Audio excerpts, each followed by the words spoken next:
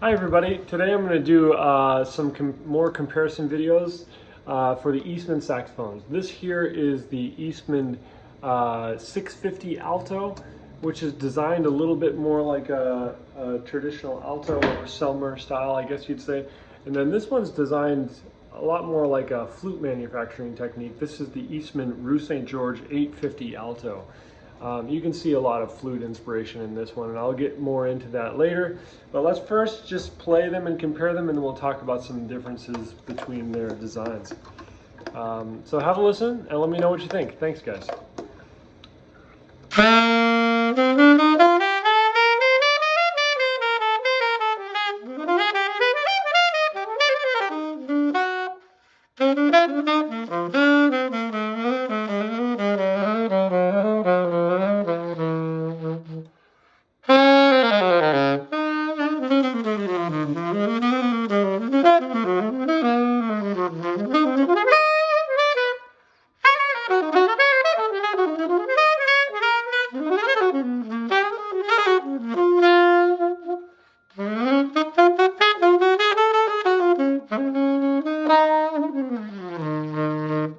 Okay, so that's the 650.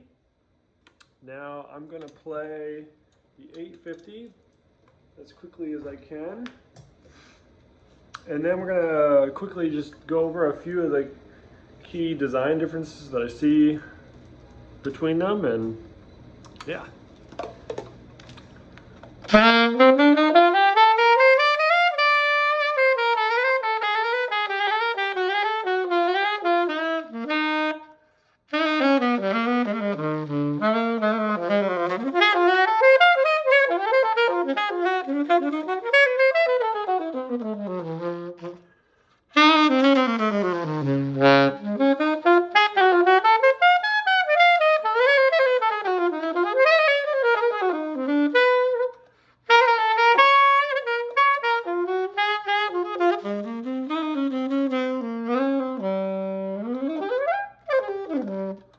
All right, so that's the 850.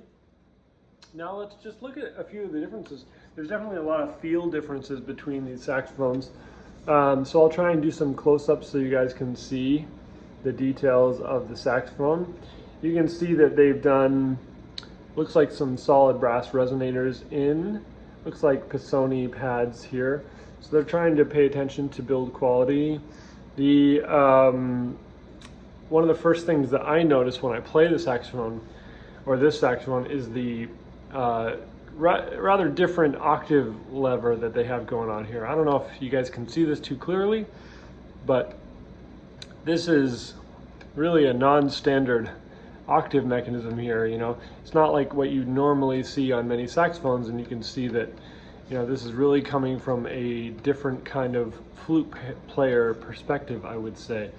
Also, you can tell that you know, Rue St. George must have you know, really come from that flute perspective, because he's putting in the flute finger touches instead of purling throughout the saxophone, which is just a different way to do it. You know, it's really unique in a lot of ways because you don't see that too often.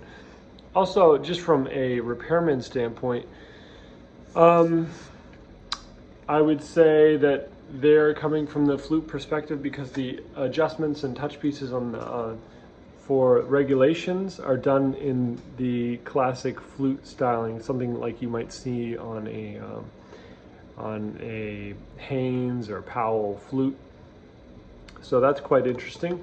That could provide stability, but it could also have drawbacks, I feel like. If maybe many saxophone technicians aren't used to working on mechanisms like that, they may run into it, and it may cause them more issues. Who knows? Anyway, you can also see extra ribbing that they've tried to do to support the keys. I don't know if you can see it right here. You can see this extra brace bridging from the rod to the G key arm. They're bracing it here, they're bracing it here. Looks like they're trying to reduce bending, I guess, is what the goal is there. Yeah, so that's just a quick little overview of some key differences I see. Here's the 650. I'll pull it up here for comparison. One of the other things I noticed is that these are slightly different lacquer colorings for sure. You know, so they're not lacquered in the exact same coloration. It appears to be that the 650 is a lighter colored lacquer. I don't know if that conveys through video. You can see that they've done some different bell bracing on the 650 itself than the 850. You can see that it looks like the octave key is more like a standard Selmer style octave lever instead of that flute kind of design.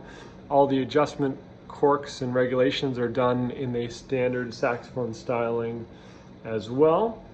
So yeah, these are just some key differences I noticed between these saxophones. Also the fact that it, you know, has standard saxophone pearls.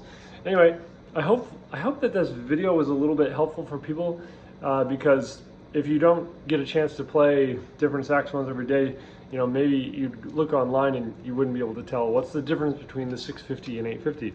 Well, there seems to be quite a few differences.